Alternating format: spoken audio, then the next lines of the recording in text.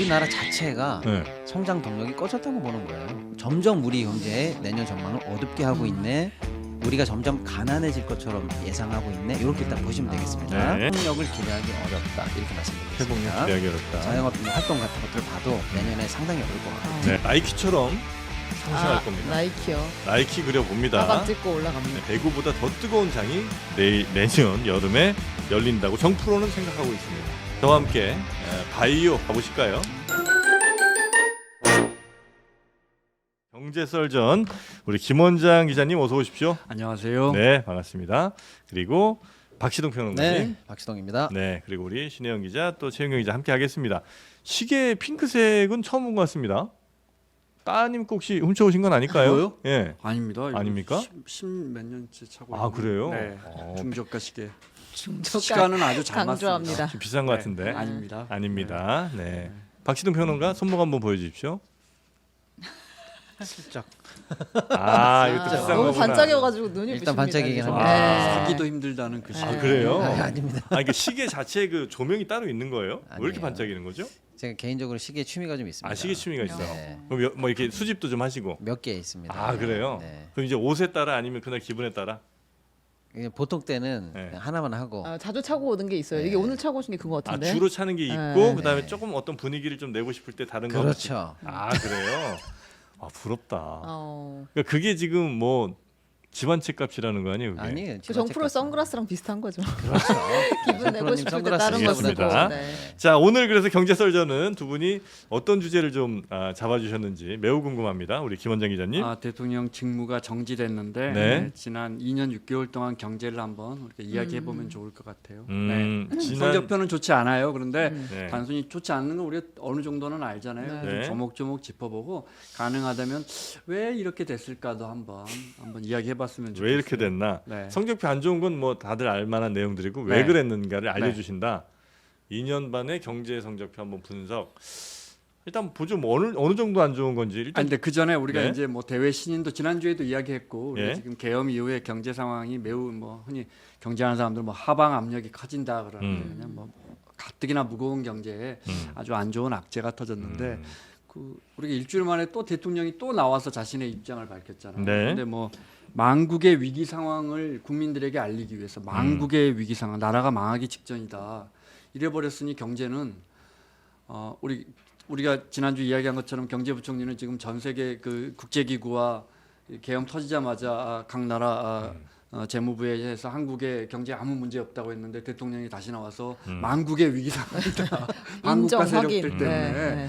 그래서 이게 정말 이분은 정 경제에 대해서는 정말 생각을 별로 안 하시는구나. 너무 그런 실망스럽다 근데. 생각은. 네. 아니요. 저 우리 기자님 실망스럽다는 거예요. 뭐예요? 그 윤석열 정부 2년 반 경제 네. 총정리 네. 이런 제목이야말로 네.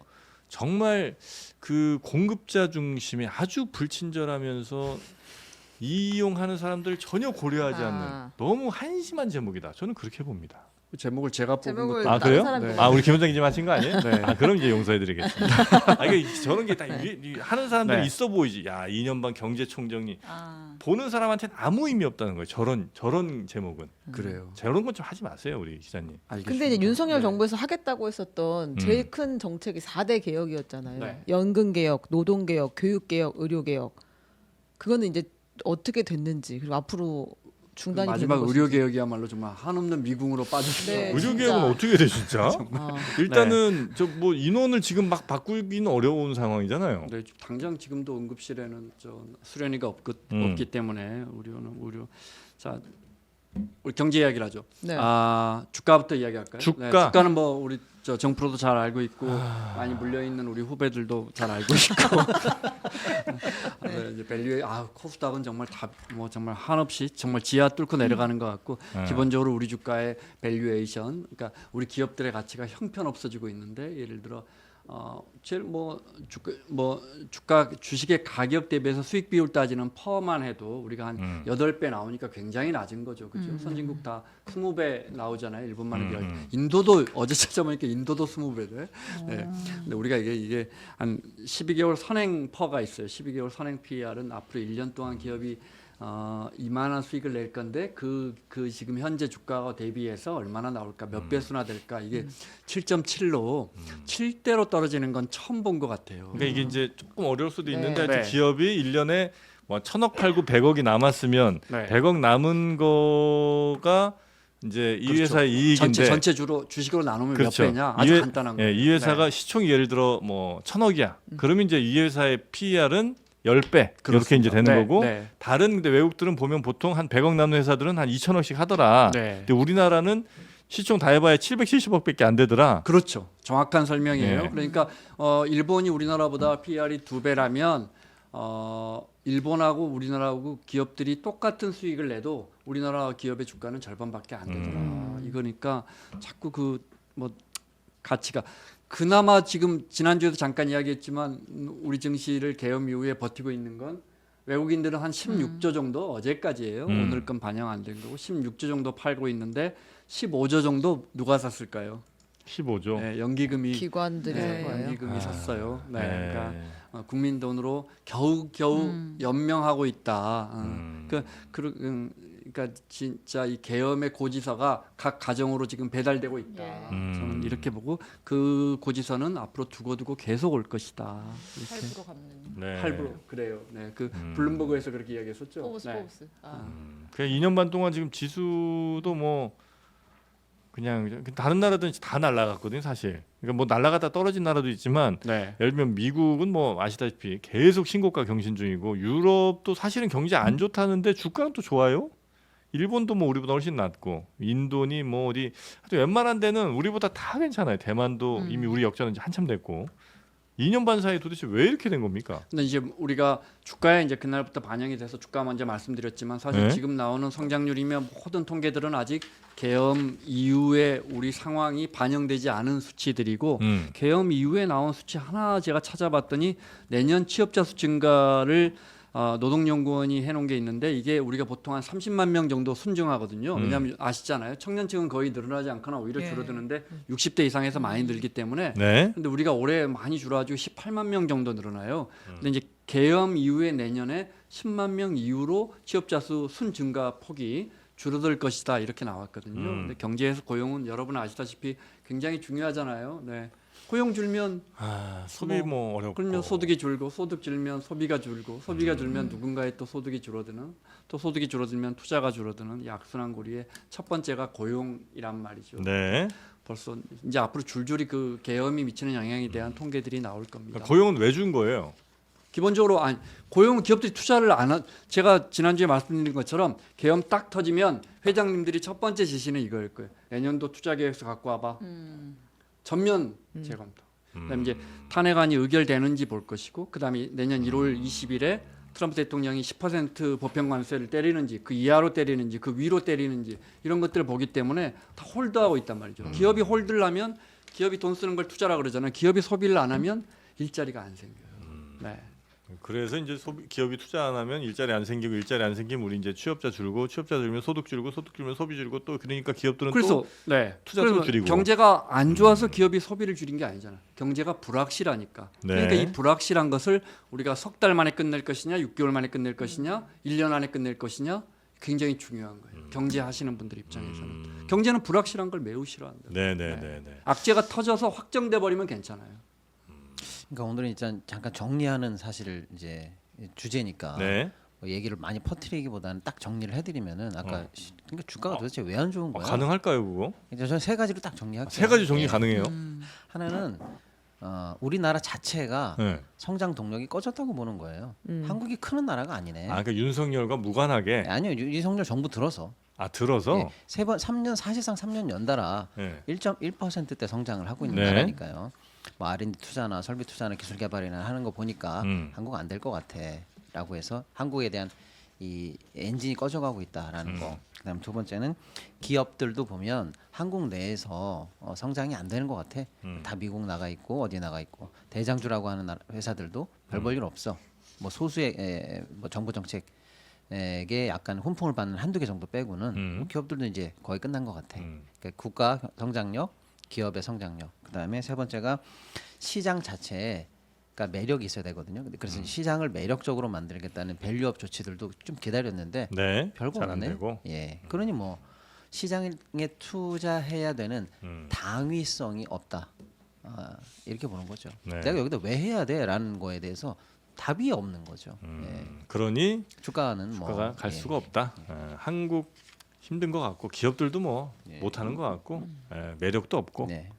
그 일부에서 그 특히 유튜버 하시는 분들 중에 정부가 저 외환시장 방어하기 위해서 국민연금 가져다 쓰면서 국민연금이 녹고 있다 이런 표현을 쓰던데 그거는 매우 과장된 거고요. 이제 수압의 이론이라는 게 이제 국민연금은 원래 해칭을 안 했더군요. 그래서 이제 국민연금이 굴리는 1,200조 중에 한 절반 이상은 해외 자산이라고 설명드렸잖아요. 네. 그 해외 자산 살 때 보통 해칭을 하지 않으면 만약에 환율이 올라버리면 그 손해를 보잖아요. 그러니까 달러 값이 올라버리면 이익을 보는데 만약에 달러 값이 떨어져 버리면 팔고 나올 때 손해를 보니까 보통 해칭을 거는데 그냥 달러가 좀 올라갈 것 같으니까 해칭을 걸지 않고 외국의 뭐 주식이나 채권이나 부동산을 국민연금이 사왔어요. 네. 그런데 1,410원 정확하지 않습니다. 1,410원 선을 마지노선으로 본 것 같아요. 1,410원 지금 우리가 1,430원대잖아요. 1,410원까지 올라가면 해칭을 걸자. 이제 그때부터는 이제 선물로 해가지고 선물로 해서 해칭을 걸려고 했는데 그럴 때 정부가 이제 수압 제도를 내서 기존부터 쓰던 거예요. 그래서 너 그러면 미국의 뭐 맨하탄에 4천억짜리 빌딩 살 거면 달러 필요하지. 근데 외환시장에서 달러 사면 또 환율이 또 올라버리니까 달러 주세요 하면 이제 달러 수요가 높아져서 그러지 말고 우리 외환보유고에 있는 달러 빌려줄게. 이게 이제 수압이에요. 네. 그러면 이제 국민연금 그래? 그러면 당장 그 달러 쓸게. 지금 이렇게 하면 이제 단점은 뭐냐? 달러 값이 더 올라갔을 때 그 환차익의 기대손이 날아가지만 또 반대로 여기서 달러 값이 안정이 되면 국민연금 손해 볼 걸 정부 덕분에 이익을 보니까 우리가 이걸 뭐 어디가 이익이다 손해다 할 건 없고 다만 이걸 빌려주면 정부한테 달러 빌렸으니까 달러에 대한 이자 내야 할 것이고 그죠? 정확하게는 한국은행에 네. 그다음에 이제 반대로 한국은행은 대신 원화를 받았으니까 원화에 대한 이자 낼 텐데 아무래도 달러 이자가 조금 더 높을 때니까 네. 국민연금이 손해고 한국은행이 조금 이익인데 결국은 그 이익이 우리 국민들 거라고 생각하면 결국은 환방을 위해서 수합을 해서 해칭을 하는 국민연금에 달러를 빌려주는 이 수합 제도가 우리 국민연금을 녹인다고는 그거는 좀 지나친 설명인 것 같아요. 네. 알겠습니다. 2년 반 총정리가 이래서 좀 어려워요. 뭘 정리해야 될지도 잘 모르겠고. 성장률 아까 성장률. 이야기하셨으니까 네. 이제 일자리 이야기했지만 성장률이 아주 안 좋았을 때가 우리 인생에서 언제일까 하면 당연히 IMF 네. 여러분 저 입사 초기인데 IMF 때 우리가 6.4인가 6.5 마이너스가 났어요. 나라 경제가 그냥 반토막 났어도 성장률이라는 게 그런데 그 다음에 10% 기저효과가 있어서 10% 이렇게 우리가 회복됐어요. 네. 그 다음에 2008년 글로벌 금융위기 때도 0.몇% 우리가 마이너스 났는데 그 다음에 6% 이렇게 플러스 됐어요. 근데 이제 지금 말씀하신 것처럼 이번 정부 들어서 첫 해는 지난 정부가 물려준 거니까 첫 해 성적표를 가지고 평가하는 건 좀 그래요. 두 번째 1%대가 나왔어요. 왜 이렇게 무거울까 했지만 또 정부가 하는 정책을 또 지켜봐야 되는 거죠. 그리고 이제 3년차, 4년차 한국은행이 2%도 안 될 거라는 거 아니에요. 내년에 1.9, 내후년에 1.8. 네. 우리는 지난 50년 동안 단 한 번도 2년 연속 1%대 성장을 해본 적이 없습니다. 그보다 더 떨어진 적은 있어도 늘 그 다음에 다시 치고 올라왔단 말이에요. 제가 네. 말씀드린 것처럼 한 번도 이런 적이 없어요. 그러니까 이렇게 저성장이 고착되고 있는데 정부가 그 무거워지는 비행기를 올리지는 못할 망정 정부가 뭐 망국의 위험에 있다 이렇게 뭐 결정타를 매겼으니까 하나만 더요. 이 성장률이 떨어지면 그래 성장률 0.3% 맨날 언제 경기 좋았나 이렇게 볼 수도 있지만 올해 우리가 한 2.5는 처음에 성장할 줄 알았다. 2.2 지금 그래도 2% 지키는 것도 쉽지 않아졌는데 네. 여기 0.3% 포인트 정도 줄어들면서 정부가 올해 세수 50조 거칠 50조 펑크 났잖아요. 작년하고 합쳐서 곱하기 2 해가지고 100조 펑크 났어요. 근데 만약에 여기 그게 0.3, 0.4% 포인트예요. 근데 만약에 내년에 우리가 2.2, 2.1은 되겠지 하다가 1.8, 지금 어디서 1.5까지 나왔는데 네. 여기 개헌 반영 안 된 전망이에요. 만약에 그 정도 지금 올해 이만큼 떨어졌는데 내년 이만큼 성장률 전망치보다 하향한다면 그러면 세수는 얼마나 덜 거치겠어요? 세수가 덜 거치면 가뜩이나 재정 적자가 이번 정부는 쓴 것도 없는데 재정 적자는 지난 정부만큼 있단 말이에요. 네. 지난 정부는 코로나 때문에 핑계라도 있지. 그런데 세수가 지금보다 덜 거치면 재정 확대 여력은 더 줄어드는 거예요. 정부가 쓸 수 있는 돈이 더 줄어드는 거예요. 네. 물론 국가 부채가 그만큼 늘어나서 국채 발행을 하겠지만, 그러니까 정부가 재정을 발휘할 수 있는 여력이 더 줄어든다. 이게 무슨 말이냐면 계속 뭐 안 되는 집은 계속 안 된다고 자꾸 무거워지고 정책 수단 쓸 게 더 줄어든다. 아니 이 그 말이죠. 세금도 덜 걷고 정부도 좀 아껴 쓰고 그랬으면 그 돈이 어쨌든 민간에 더 있어야 될 거 아니에요. 근데 별로 민간에 아주 좋은 지적이죠. 예. 이건 이제 우리 정부의 생각이 아니고 그동안 통화주의자들이 수십 년 동안 해온 거예요. 그죠? 예? 여러분에게 세금 많이 걷지 마. 세금 100원 거둘 거 50원만 거두면 나머지 50원을 그 국민들이 알아서 소비하니까 그 경제가 그 경제야. 그게 아주 중요한 이론이잖아요. 네. 그럼 그 누가 맞는지 모르니까 보수 정부에서는 이 정책을 쓰는 거 아니에요. 진보 정책은 세금을 더 걷는 것이고 네.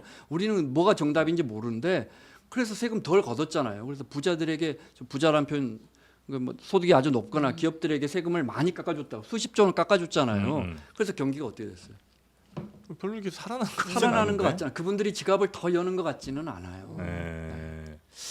야, 그래서 뭐 별로 이렇게 정부가 들가지 같다고 해서 민간에 뭐가 좀 돈이 좀 쌓여 있으면 참 좋겠는데 그렇진 않은 것 같고 그냥 어떤 분들이 많이 가져가셨나 이런 생각이 좀 들기는 하네요. 티 안 나게. 네. 근데 이거는 어려운 얘기가 아니고요. 예를 들어서 하루에 세 끼를 충분히 못 먹는 분들이 세 끼 먹을 돈이 생겼다. 그럼 확실하게 한 끼 먹으러 나갑니다. 옷을 못 사는 분들이 옷 살 돈이 생겼다. 옷 사요. 근데 이제 부자들은 원래 세 끼 먹잖아요. 근데 부자들한테 돈 아껴주면 네 끼 먹습니까? 안 먹어요. 그러니까 정부가 재정을 줄이고 감세를 해주고 해도 어느 포인트에 어떻게 할 것인가 또는 그걸 다시 정부가 재정으로 가지고 와서 승수가 확실한 데에 재투자를 하느냐 이게 중요한데 지금 이 정부의 재정 적자의 반은 경기 침체 때문인 건 맞아요. 근데 또 그걸 따지고 보면 정부 탓이지만 하지만 또 나머지 반은 부자 감세 때문인데 그 부자 감세의 효과가 없는 곳에다가 감세를 해주니까 돈이 사라진 거죠. 근데 그걸 그게 이제 네. 우리가 먼저 이야기하자면 부연 설명하자면 소득 분위가 높을수록 그러니까 소득이 낮을수록 소비 성향이 높다 네. 이렇게 표현해요. 그러니까 네. 쉽게 말해서 우리가 소득을 보통 5분위로 나눠서 이렇게 5단계로 나누는데 소득이 낮은 하위 20% 분들은 늘 소득보다 소비가 더 지출이 더 많아요. 네. 그러니까 이런 분들에게 정부가 돈을 더 지원해주면 이분들은 결국 이걸 아낄 수가 없고 다 쓴단 말이에요. 누군가 돈을 쓰면 누군가의 소득이 되는 거예요. 근데 말씀하신 것처럼 자꾸 위의 계층들이 네. 돈을 아끼게 되면 이분들이 밥을 4번 5번 먹거나 그 롤렉스 시계를 2개 있는데 3개 살 수도 있겠구나. 앞에 있잖아요, 바로. 그래서 그 소비 네. 여력이 네, 네. 소비 성향이 소득 분위기가 높은 분들에 비해서는 그렇게 높진 않죠. 이거는 그냥 제 주장이 아니고 통계적으로 늘 드러나는 거예요. 아니 그 만약에 네. 그렇게 해서 정답이 있으면 그렇게 네. 하면 되잖아요. 그리고 전 세계가 할 거 아니에요, 그렇게. 근데 그런 정답은 또 없잖아요. 예를 들어 소득 5분위한테는 뭐 월 얼마씩 드리면 이거 확실히 소비는 이어지니까 만약 그게 정답이 있고 그렇게 하면 확실히 경제 성장한다는 게 답이 있으면 무조건 세금 걷어서 아니요. 네. 가난한 분들에게 돈을 더 지급하면 네. 소비 진작 효과는 더 높다는 건 그건 뭐 주장이 아니고 그건 이론이에요. 팩트에 네, 가깝다고 그건 팩트에 예. 가깝죠. 근데 그런데 이제 문제는 네. 보수 진영에서도 그럼 얼마까지 지원할 것이냐 이 정도를 우리가 측정하지 네네네. 못하는 거죠. 그리고 이제 네. 그렇게 했을 때 과연 그게 그분들의 뭐 노동의지라든지 이런 것들에 더 플러스 되느냐 마이너스 되느냐 네, 이런 것도 네. 이제 있을 수 있는 그런 거니까. 것들도 이제 정답- 이념적인 문제가 들어가죠. 정답이라고 하긴 참 어려운 문제인 것 그러니까 같습니다. 그 우리가 신이 아닌데 가장 적정선에서 최적의 효율 지점 딱 집어라. 그건 못 집죠. 미리. 근데 문제는 뭐냐면 왜 이런 실패가 나왔는지는 이제 김 원장 기자님이 정리해 주시는데 그럼 반대 얘기를 해보라는 거예요. 그래서 부자 감세가 얼마큼 됐다는 거는 팩트로 나와 있어요. 그러니까 예를 들어서 관리사정주 적자가 예를 들어 100조야. 네. 100조 중에 도대체 어디서 이렇게 빵꾸난 거야? 그러면 경기 침체 때문이야. 그거는 계산이 돼요. 네. 그다음에 감세해 준 게 얼마야? 그것도 계산이 돼요. 감세가 다 부자 감세였네. 이것도 계산이 됩니다. 근데 그렇게 하니까 원인이 정확하잖아요. 그럼 정부는 다른 얘기를 해야 되는데 그게 아니고 우리는 서민 생활을 위해서 뭘 했다. 소상공인 자영업자 경제 부활을 위해서 뭘 했다라는 걸 찾아보니까 네. 없어. 없고 예를 들어서 뭐 민주당에서 얘기한 지역화폐 예산이니 뭐 이런 거를 한다고 칩시다. 그럼 그게 싫어. 이재명표 예산이라 싫어. 그러면 선별적으로라도 하자. 아니면 자기네들이 원하는 뭐 저 전통시장에서 쓸 수 있는 상품권 예산으로 돌려서라도 하자. 그거라도 해란 얘기예요. 근데 그런 게 없으니까 재정을 통한 승수가 돌질 않는 거죠. 예. 근데 지금 이제 경제 성장률 이야기를 했고 그다음에 우리가 이제 내수도 지금 상당히 침체돼 있다는 이야기를 주가 이야기도 했고 했고요. 주가 이야기도 네. 했잖아요. 그 뭐 그 밖에도 준비하신 것도 뭐 수출 이야기도 수출도 뭐 대중국 수출이 줄어들면서 이렇게 됐다는 이야기를 하시게 될 것 같은데 이것들을 그러면 지금 불확실성이 상당히 해소된 상황이잖아요. 계엄 때보다는 탄핵이 일단은 국회에서 통과가 됐고 그러면 시간표는 거의 나오는 것이니까 시장에서는 그거를 이제 불확실성 좀 해소됐다고 받아들이는 걸로 보고 그럼 그다음 정권이 됐든 다시 이 정권이 돌아오게 됐든 어떻게 해야 그러면은 투자 매력이 없는 이 나라를 다시 살릴 수 있는 거예요? 그러니까 그러면 이제 이 정부에서 우리가 그 원인을 진짜 어떤 물리학이나 화학처럼 정확하게 제시하지 못하지만 제 생각에는 처음부터 너무 이념에 빠져 있어서 대통령이 자유민주주의에서 자유를 매우 중시하는 분이잖아요. 근데 과거 이런 지도자들 중에 좋은 지도자들이 레이건이나 대처가 대표적인 케이스고 지금 트럼프 대통령만 해도 자유를 매우 중시하는 사람이잖아요. 그런데 따져보면 그분들은 뭐 예를 들어 레이건이나 대처 같은 경우 신자유주의 시대를 열었지만 탈이념, 탈냉전, 굉장히 실리. 트럼프 대통령이야말로 트럼프가 진보예요, 보세요. 트럼프 그냥 실리예요. 네. 실리. 제가 엊그저께 3프로에서 그 노무현 정부 때 외교안보 하셨던 장관님하고 인터뷰를 해서 외교란 무엇입니까 물어봤더니 외교 돈 버는 거죠. 그 나라 국민들이 유리하게 돈 버는 게 외교입니다라고 아주 간단하게 정의하시더라고요. 네. 그게 다 실리예요. 자유주의 진영에서는. 근데 우리 정부는 안보와 외교를 그렇게 가면서 경제까지도 그냥 그 이념에 몰입돼 버린 게 아닌가. 그 대통령 주변에 그 이념에 쫙 빠져서 돈 버는데 관심 없는 분들, 이제 과거에 그 예를 들어 지금 노동부 장관 같은 경우에 저는 정말 대표적인 사례라고 생각해요. 광중 일자리 가지고 근로자들이 핸드폰 없고 노조 없고 대기업의 급여 40%만 받아서 감동받았다라는 글을 남겼어요. 그러니까 우리 국민들의 소득이 낮아서 감동받았다. 이분 7, 80년대 이제 운동권이셨는데 그때 이제 뭐 봉제 공장 우리가 삼성에서 흑백 브라운관 TV 만들 때 우리 경제가 인건비가 매우 중요했거든요. 그러니까 그때 생각에서 벗어나지를 못하는 거예요.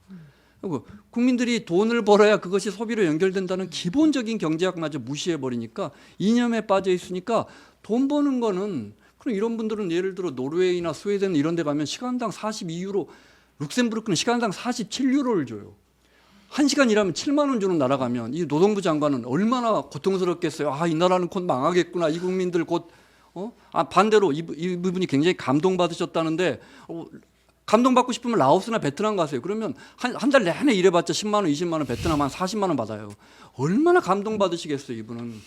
그러니까 이런 분들에 둘러싸여가지고 경제를 이념으로 접근을 해버리니 그런 분들이 너무 많았다. 그게 너무 많았고 예. 이제 큰 외교의 틀도 거의 제가 볼 때 경제수석실에 따라가지 않고 안보실 따라간 게 아닌가. 우리 안보실장은 군인인데 물론 안보실 밑에도 3차장 밑에 뭐 경제안보 비서관이 있긴 해요. 그렇지만 경제가 안보를 따라가 버린 게 아닌가. 그래서 예를 들어 지난해 8월에 캠프 데이비드 그 회담 이후에 이제 한미일 정상들이 매우 긴밀하게 협력을 하기 시작했는데 긴밀하게 협력하는 거 안보나 외교로는 우리로서는 피할 수 없이 또 우리한테 이점도 아주 많죠. 근데 가만 생각해보세요. 아주 간단하게 이 친구는 아주 힘이 세. 이 친구는 아주 공부를 잘해. 저는 근데 이 친구랑 거래를 제일 많이 해.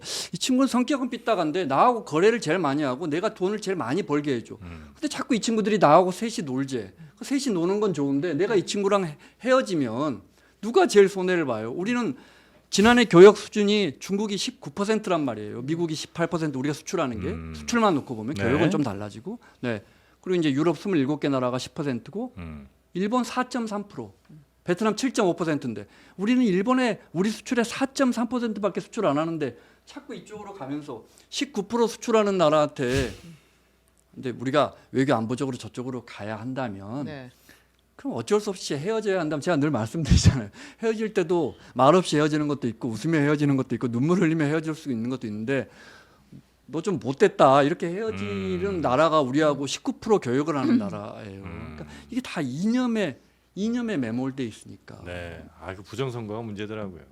그러니까 이런 거에 몰려 있으니 그러니까 이게- 이제 새 정부가 들어오면 혹은 이 정부가 다시 돌아오면 그땐 대중국 그 수출을 조금 더 활성화할 수 있도록 지원을 해라. 뭐 쉽지는 이런 않지만 취재이신 그거는 거죠? 네.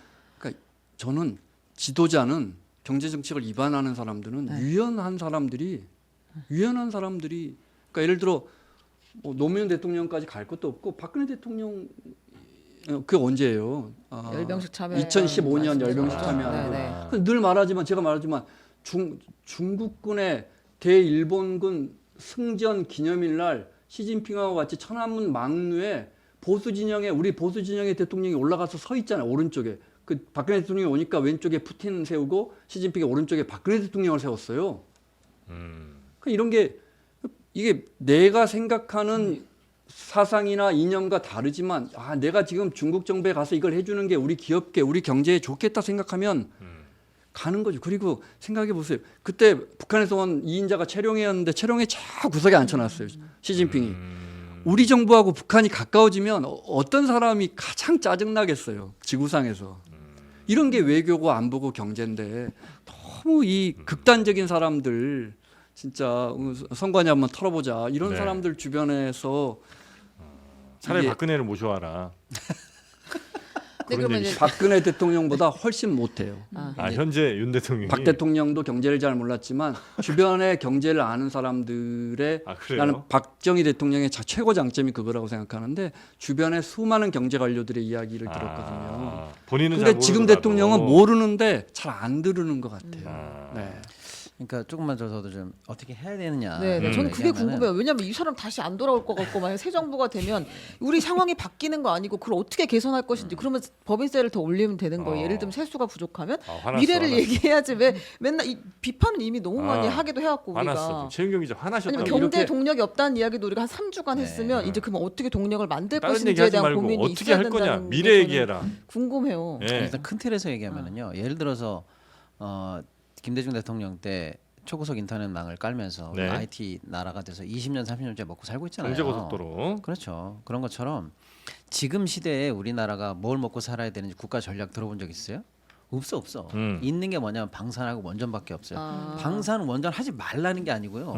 그걸 통해서 우리나라가 어떻게 먹고 사냐고요. 그러니까 예를 들면 이런 거예요. 지금 엔비디아 그렇게 부러워하는데 엔비디아 칩이 우리나라에 몇 개 있는지 아세요? 엔비디아 칩? 없어요. 예를 들어서 네이버하고 LG전자에만 몇 개 있고 몇 개라고 하면 좀 그렇습니다만 메타가 갖고 있는 것보다 적게 갖고 있어요 우리나라가. 한 회사가 갖고 있는 것보다 우리나라 전체 갖고 있는 게 적다. 그러니까요. 예. 그나마 네이버가 조금, LG전자 조금 있는데 그럼 우리는 AI 안 해요?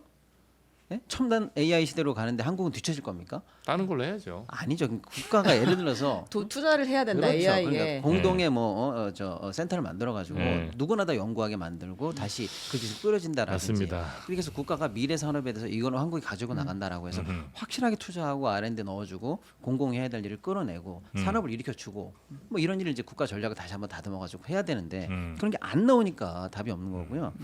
아까 이제 김 기자님 말씀도 정확한데 경제적으로 이득이 되면은 뭐 그 외교 전략 거꾸로 그쪽으로 갖다 붙어야 되는데 경제를 파탄내면서 외교 전략 밑으로 경제를 부속시키는 일을 3년간 해왔다는 거 우리 다 알잖아요. 네. 거기에 대한 확실한 반성이 있어야 되겠고요. 내수 관련해서도 그래요. 잠재 성장률을 갉아먹는 거는 간단합니다. 인구 문제하고 개혁하고 효율성 문제인데 이거 다 해결이 안 되고 있잖아요. 대왕고래로 해결 안 될까요? 그러니까 이제 그런 얘기를 하고 있는 거예요. 동해바다에 백종원 천명 대왕고래 이런 거 나오면 화가 막 나요. 정말 동해바다에 5천억씩 정말. 1조씩 나라 때려 경제를 그냥 버리고 해야 있다는 거 아니에요. 예? 그리고 얘기하면 네. 이제 내수가 안 되는 게 예를 들면 이런 거예요. 지금 우리가 얘기하지만 롯데가 뭐 유동성 위기는 여전히 하니까 뭐 천문학적 금액을 예. 은행이 보증도 하고 예. 태형이 망할 것 같으니까 워크아웃 막 해가지고 살려내고 하잖아요. 내수 자영업자도 수백만씩 죽어나가는데 정부가 빚 탕감해 줬다는 얘기 들어봤어요? 그런 걸 과감하게 탕감하고 내수 지원책을 즉시 선제적으로 하면서 대출 금리 인하는 좀 해줬어요. 대출금 이단을 더 과감하게 해서 정말 그 온기를 느낄 수 있도록 해서 하반 경기를 받쳐줘야죠. 그러니까 국가가 앞에서 해야 될 일, 사회를 밑으로부터 끌어올려야 될 일, 또 중장기적으로 잠재 성장률을 끌어올려야 될 일, 또 이걸 받쳐 나가기 위해서 네. 교육, 또 기업의 어떤 뭐 문화 등등등 해야 될 일 얼마나 많아요. 근데 하는 일이 다 뭡니까? 뭐 100몇 시간 일하라고 하는 소리나 하고 앉아 있으니 답이 있습니까? 이념 그러니까요. 이념에 사로잡혀 있으니까 지금 대왕고래 같은 것도 보면 우리가 그렇게 해서 얻을 수 있는 수익이 1조, 2조 뭐 대박 날 거. 우리가 80년대에 우리가 동해안에서 석유가 나면 그게 우리나라를 정말 살릴 수 있는 기회가 되죠. 근데 지금 우리나라에서 1조, 2조, 3조, 5조 그 대박이 아니에요. 우리 신세계 강남점 1년 매출이 3조 원이에요. 배달의 민족 1년 매출이 매 하나가 3조 원을 내는 나라예요. 근데 이분들이 그 과거에 빠져 있는 거예요. 미래로 가지 못하고. 그래서 40년 전에 우리 국민의 꿈 정말 기름 나는 거. 그걸 2024년 기름 나면 우리가 살겠지. 거기서 나오면 그래 얼마 나오는데 2조 원 정도 나올 것 같아요. 2조 원. 백화점 한 곳에서 해운대 센텀 롯데가 2조 벌어요. 1년에. 2조밖에 안 나온대요. 근데 기름 파서? 그러니까 좀 더 나오겠지. 수익률이. 수익률이. 네. 시추에 돈이 그러니까, 많이 드니까. 시추 많이 드니까. 그래요? 그러니까는 이게 참 그 너무 답답하다. 지금 이제 우리 시대는 너무나 바뀌었는데 여전히 지금 정부에 있는 사람들은 옛날에 그 막 구닥다리 이런 거 대박 나는 것만 지금 꿈꾸고 있어요. 해야 할 일이 너무 많잖아요. 지금 뭐 연금 개혁 꼭 이번 정부만의 뭐 잘못이라기보다는 정치권 모두의 책임이 있고 수많은 개혁에 노동시장 개혁한다고 해놓고 안 되고 있고요. 양자 컴퓨터 어떻게 좀 하면 안 될까요? 예를 들어 그런 거예요. 그러니까 이런 부분도 있잖아요. 예를 들어 이세돌 구단이 AI랑 이게 바둑둔 게 그게 2016년인가 그래요. 벌써 그렇게 됐네. 그런데 지금 우리 대기업 총수들이 뭐 총수가 해외 나가가지고 작년에 그랬다는 거 아니에요. 이제는 다 AI 시대던데요. 그랬다는 거 아니에요. 이게 그러니까 이제는 다 AI 시대. 그럼 이게 재벌의 대기업의 거버넌스 같은 걸 고치기 위해서 네. 우리가 상법 개정안도 이야기했고 이렇게 수많은 사회 개혁들이 있는데 이런 것들 뭐 어느 하나를 고친다고 해서 우리 경제가 좋아지고 우리 경제가 나빠진 게 누구 한 명 탓, 어떤 제도 하나 탓이라고 할 수는 없겠지만 네. 이렇게 수많은 개혁 과제가 있는데 전부 이념에 빠져가지고 그냥 과거만 돌아보는. 그게 이제 너무나 안타깝다. 경제는 옳고 그름이 없어요. 우리가 아까 말했지만 우리 수치로 뭘 입증할 수가 없어요. 어떤 게 케인즈가 와도 뭐 프리드먼이 와도 아무도 경제는 그래서 안보나 외교는 흑백이 있죠. 우리한테 도움되는 나라가 있죠. 그런데 경제는 그냥 회색이에요. 회색. 경제 굉장히 그레이하다고요. 경제는 여기서 이익이 생길 수도 있고 저기서도 그래서 어떤 사람이 돈을 버느냐 저 생각이 맞을 수도 있을 것 같아. 저 생각이 맞을 수도 이렇게 생각하는 사람이 돈을 버는 거예요. 그런데 경제는 뭐 양비론처럼 들리긴 합니다만 양쪽 모두 그렇게 좀 이념적으로 접근하는 거 아니에요? 접근하고 있는 것 같은데. 이제 지도자가 또는 기업의 총수가 그렇게 접근하면 그러니까 멸공 이러면 뭐 이제 주가 보세요. 그 기업의 주가를 이념적으로 접근하면 가는 거예요. 진보든 보수든 경제 진보 보수가 없다니까요. 그래요. 알겠습니다. 지금 트럼프 대통령을 보세요. 트럼프 대통령 보세요. 그냥 자유주의자 리버럴일 뿐이에요. 리버럴은 민주당의 최고의 가치였잖아요. 미국 민주당의 50년간 최고의 가치였어요. 근데 우리가 이렇게 그냥 직관적으로 생각해서 미국에서 지금 해리스예요, 트럼프예요. 뭔가 시장에 대해서 자유. 트럼프가 더 먼저 떠오르지 않아요? 그 가치를 선점해 버리잖아요. 트럼프라는 사람이. 하여튼 경제에는 이념 없다. 네, 근데 그런 교훈을 지난 3년간 상황을 반추해 보면서 꼭 얻어야 된다는 말씀이시고요. 네. 네, 저는 그러면 내년 전망 잠깐만 해볼게요. 잠깐만 하겠습니다. 네, 어차피 이제 한 주 지나면 내년이거든요. 네. 내년 어? 내년 그래요? 예. 오늘 며칠인데? 아니 그러니까 2주 지나면 만으로 2주 남았는데 말일이에요. 그러니까 가기 싫어. 세상에. 그러니까 그냥 간단하게. 진짜 2주 뒤가 31일이네. 맞아요. 예. 근데 이제 보통 이런 거는 다 한 달 전에 전망하는데 네. 지금 계엄 때문에 전망을 제가 이 자료를 써놓고 못했어요. 내년 근데 이제 전망. 그나마 이제 탄핵이 됐으니까 내년은 이럴 것이다라는 막연한 전망이라도 하나 듣고 네. 우리 시청자분들이나 여러분들이 그냥 희망을 경제 한 생활 스푼만 아니요 희망은 못 드립니다. 넣어주세요. 희망은 제발. 못 한 드립니다. 스푼도 없어요. 전망 경제 하다다다. 생활 하는데 네. 참고하시라고. 좋습니다. 그 정도는 알고 계시라고. 짧게 하는 거예요. 가겠습니다. 경제 성장률 제일 중요하니까요. 성장률. 우리나라 어떻게 할 것인가. 1%대 성장이 거의 확실합니다. 1.1도 1%대고 1.9도 1%대죠. 그렇습니다. 그런데 이제 당초에 한 달 전 개엄 전만 해도 1.9 정도를 예상하는 게 많았는데 한국은행도 1.9를 예상했고요. 네. 많은 글로벌 기관들도 다 그렇게 예상했는데 지금 이제 최근에 나오는 자료들이 점점 그 하단이 내려가고 있다라는 거예요. 계속 수정치가 발표되고 있어요. 그래서 10개가 발표를 하면은 8개가 1점대 중반이 나옵니다. 그래서 하단이 1.6에 잡혀요. 그러니까 점점 우리 경제의 내년 전망을 어둡게 하고 있네. 우리가 점점 가난해질 것처럼 예상하고 있네. 이렇게 일단 보시면 되겠습니다. 네. 근데 이제 여기서 이제 나오는 게 문제는 뭐냐면 그래 다 가난해지면 괜찮지 뭐 이건데 그게 아니라는 거예요. 세계 평균은 3%대입니다. 우리만 1.67이에요. 네. 그러니까 이게 가장 큰 문제인데 한국을 향해서 항상 하는 얘기가 그거예요. 니는 뭐 먹고 사는 나라니? 우리 수출해서 먹고 사는 나라야. 내수가 비중이 작다는 게 아니고요. 수출로 먹고 사는 나라인데 그럼 뭐냐? 세계 시장이 크면 자연적으로 한국은 수출 잘하는 나라니까 같이 크는 거예요. 세계 시장이 우울해. 한국도 좀 같이 우울해지겠지.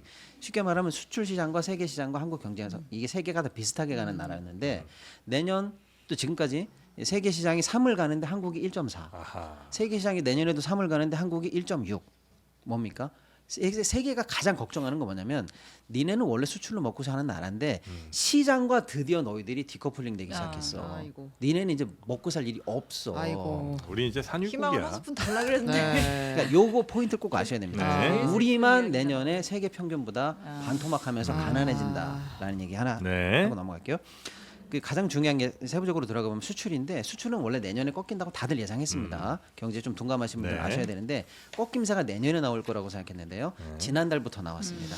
자, 성장률 안 좋다. 네, 그다음 수출은 생각보다 빨리 꺾였다 이렇게 빨리 보시면 꺾였다. 되고요. 아. 수출 시장 중국, 미국 다 꺾였다는 거예요. 네. 원래는 중국, 미국 다 좋았는데 이 정도 들어서 3년간 시끄러워가지고 중국 시장에서 많이 잃었거든요. 미국으로 벌충하고 있었는데 이제 양대 시장이 다 잃고 있다. 새로운 시장 또 개척하겠습니다. 네, 그런 정도이고 또 우리나라의 좀 주요 들어가요. 수출 품목 15개 중에서 네. 어지간한 거는 이제 다 꺾인다. 그러니까 수출 관련해서도 희망이 없다. 아. 불닭볶음면이 있습니다. 그렇죠. 불닭볶음면요. 반도체보다 더 많이 팔아볼까요 한번? 또 검은 반도 김이 또 잘 팔리고 아, 있습니다. 기회 있습니다. 네. 예. 이런 어떤 멘트에서도 희망을 찾아내는 이 네. 대단합니다. 내년 이제 미역도 팔아보겠습니다. 아. 그런 상황이다. 수출도 네. 어렵다는 거고요. 내수도 한마디로 정리하면 회복력을 기대하기 어렵다. 이렇게 말씀드리겠습니다. 회복력 기대하기 어렵다. 자영업자라든지 근로소득자의 실질 임금이라든지 기업들의 이런 활동 같은 것들을 봐도 내년에 상당히 어려울 것 같고 아. 특히 네. 자영업자들 소상공인들 안 좋은 건 우리가 다 알고 있었는데 네. 그나마 약간의 기업들의 기대서 우리가 양질의 일자리 대기업이라든지 이 소위 말하면 4대 보험 받고 있는 월급쟁이들이 그나마 괜찮았는데 네. 내년에 기업들이 80% 이상의 긴축 경영하기로 현재 조사됐어요. 내년에 푸드트럭 잘 될 겁니다. 아니 근데 지금 구조조정 얘기가 너무 예. 많이 나와가지고 그렇습니다. 그럼 조금 긴축 위기가 경영을 어떻게 할 느껴지긴 거야라고 해요. 네. 물어보니까 구체적인 로드맵이 뭐냐? 임금 동결, 구조 조정, 사업 설비 투자 축소 요겁니다. 임금 동결하면 우린 투잡으로 맞섭니다. 아.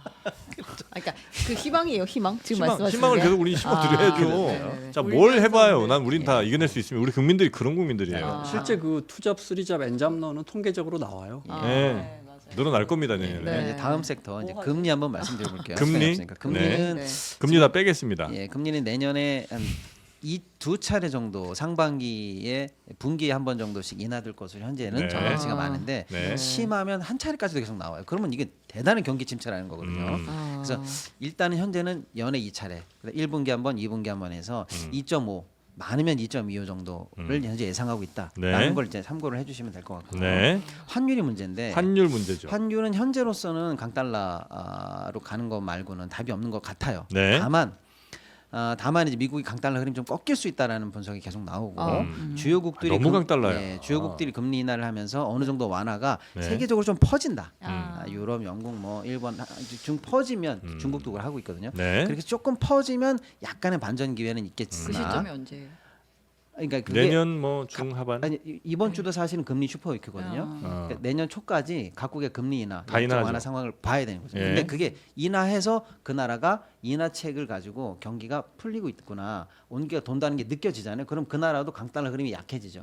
그렇게 해서 완화적인 흐름이 미국을 제외한 지금 미국을 돈이 다 쏠리는 네. 건데 나머지 국가들이 어쨌거나 자체적으로 조금씩 부양이 되고 있다라는 느낌이 오면 이제 강달러 꺾이는 거죠. 아니 근데 그게 예. 경제가 안 좋아서 다들 인하하는 거 아니에요? 그렇죠. 그러니까 이제 그 부양책이 효과를 발휘하면 네. 자체적으로 사는 거죠. 근데 일반적으로 금리 인하하면 그 나라 돈 가치는 떨어지잖아요. 그렇죠. 그럼 상대적으로 미국 달러는 더 강해질 거 아니에요. 그렇죠. 더 강해질 수도 있잖아요. 근데 그게 이제 딜레마인데 그래서 그 인하책이 우리도 마찬가지예요. 우리도 지금 한국은행이 금리 인하를 해야 되는 이유가 뭐예요? 인하하면 환율이 걱정이잖아요. 그런데 안 하면 안 될 수밖에 없는 상황으로 현재 내수가 치닫고 있기 때문에 경기 부양 때문에 어쩔 수 없는 딜레마지만 그걸 선택하는 거죠. 예. 근데 그 그 부분은 강달러의 기준을 어디까지 봐야 되는 강달러? 거예요? 지금? 원달러 환율로 보면 그렇죠. 아주 너무 좋은 말씀이에요. 근데 사실은 올해 2024년도 시작할 때 많은 기업들이나 금융시장에서 우리나라의 환율 밴드를 1,320으로 잡고 시작했어요. 근데 지금 얼마예요? 1,430 정도 되지 않아요? 110원의 차이는 이거 어마어마한 겁니다. 앉은 자리에서 환초선 있는 기업들 생각해 보세요. 1년 벌어낸 것보다 더 토해야 될 판이에요. 근데 내년도 환율 밴드가 현재 예측이 안 된다는 게 문제예요. 근데 제가 개인적으로는 그냥 1,430선을 놓고 위아래 플라마이나 변동폭을 약 밑으로는 10, 위로는 20 봅니다. 프라마이나. 1,420에서 1,450 정도를 예, 보신다는 이번 거예요? 저의 이번 주에 FOMC 있잖아요. 예, 이번 주에 금리 있고요. 인하가 거의 확실시 됐는데 그 최근에 좀 선명해졌다. 그래서 미국이 금리를 내리면 외환 시장은 좀 안정이 돼야 되잖아요. 그러니까 달러 값이 좀 약해진다는 소리잖아요. 달러의 돈 값이 약해진다. 연준이 금리를 내린다는 건. 그럼 이제 상대적으로 우리 원화 값이 올라와서 외환 시장이 좀 안정이 돼야 되는데 안정 안 되잖아요. 오히려 그 환율이 조금 더 올랐거든요. 이런 것들이 이제 우리 외환 시장이 악재는 크게 받아들이고 좋은 호재는 거의 흡수하지 못하는 그만큼 불확실하다 이렇게 이해하시면 될 것 같아요. 그다음에 이제 주식시장으로 보면은 주식시장도 당초의 밴드가 사실 증권사에서 내는 밴드는 상단을 낮게 밴드하면 자기네들이 뭐 먹고 살아요. 그러니까 증권회사가 내는 밴드의 상단은 믿으시면 안 되는데 늘 3천을 달고 시작해요. 증권사 밴드 예측은. 그래서 위로 뚫리면 그 정도 갑니다라는 얘기를 해야 자기네들이 먹잖아요. 근데 지금 나오는 최근에 나온 리포트에 3천 찍는 리포트 없습니다. 아 그래요. 한 달 새 차마 3천을 앞자리 그들도 3천을 쓰지 먹고 못하는 시작했어요. 거군요. 증권사들도. 그래요? 네, 그러니까 주식시장도 굉장히 안 좋을 거라고 예상이 되는데 저는 아까 얘기한 얘기를 여기서 말씀드리면 국내 주식 투자해야 되는 당위성이 먼저 회복되지 않으면 시장 돌아오지 않아요. 왜냐하면 산토끼 외국인들이 지금 계속 셀코리아 중이잖아요.